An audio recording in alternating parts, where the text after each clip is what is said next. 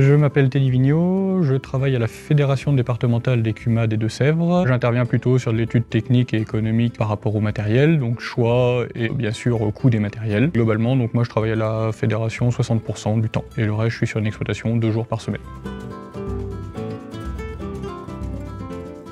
Nous allons voir des machines de destruction de couverts végétaux, donc que je séparerai en 2 catégories, les machines qui travaillent le sol et celles qui ne travaillent pas du tout le sol. Dans celles qui ne travaillent pas le sol, nous allons voir un rouleau destructeur de couverts. Son but, c'est un rouleau hacheur, il est composé de 3 rouleaux. Le premier rouleau est de coucher la végétation et les 2 autres rouleaux munis de lames hélicoïdales qui sont de couper la végétation en bout de 10-15 cm pour accélérer leur décomposition. Et cet appareil-là, en fait, est surtout utilisé sur des cultures grosso modo à port dressé, qui sont assez hautes et assez résistantes à l'impact. Et plus le couvert sera haut, meilleure sera l'efficacité. Et cet appareil peut être bien sûr combiné à un autre outil de travail du sol, mais il est aussi adapté au semi-direct derrière parce que justement il laisse un sol non travaillé. Deuxième type de machine qu'on va voir qui ne travaille pas non plus le sol est un broyeur grande largeur de 5,40 m avec 3 rotors. Ce broyeur grande largeur est adapté en fait, on va dire, à la destruction de tout couvert végétaux, mais qui présente une hauteur suffisante pour pouvoir être broyé.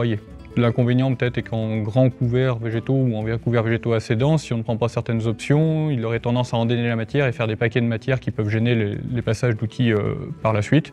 Bon, l'avantage c'est que c'est un outil qu'on retrouve à peu près partout, qui est assez courant sur les exploitations. Donc troisième type de machine, ce coup-ci qui va travailler le sol, c'est un scalpeur rotatif. Donc il est muni de lames coudées qui se recroisent de 5 cm pour scalper l'intégralité du sol. Donc cet appareil-là, globalement, lui, il peut travailler à partir de 3 cm de profondeur. C'est vraiment son intérêt, vraiment un travail très superficiel. Donc lui, il va bien convenir à tout type aussi de plantes en couvert végétal, vu qu'il va travailler l'intégralité du sol. Il est assez polyvalent comme outil. Il est muni aussi d'un tablier à l'arrière, cet outil-là, qui permet en fait d'incorporer plus ou moins la matière végétale, et donc du coup de plus ou moins accélérer la décomposition de cette matière-là.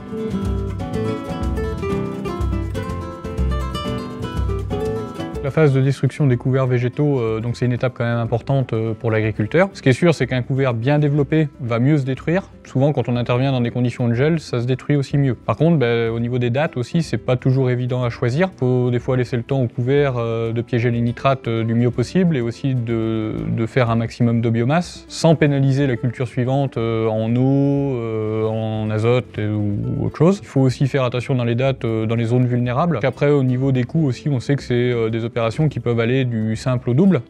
Si on prend par exemple un rouleau destructeur de couvert dont j'ai parlé tout à l'heure en 3 mètres, avec la traction, la main d'œuvre et le carburant compris, on est grosso modo à 25 € par hectare. Un scalpeur rotatif qui travaille le sol, comme on a parlé aussi tout à l'heure, là on va être plutôt en 5,50 m de largeur à, on va dire, 47 € par hectare. Et le broyeur, lui, on sera environ à, on va dire, 36 € par hectare. Et en fait, on sait qu'en fonction du type de couvert qu'on a et globalement du type de matériel choisi, ce coût à l'hectare, donc traction, main d'œuvre, carburant compris, peut varier du simple au double.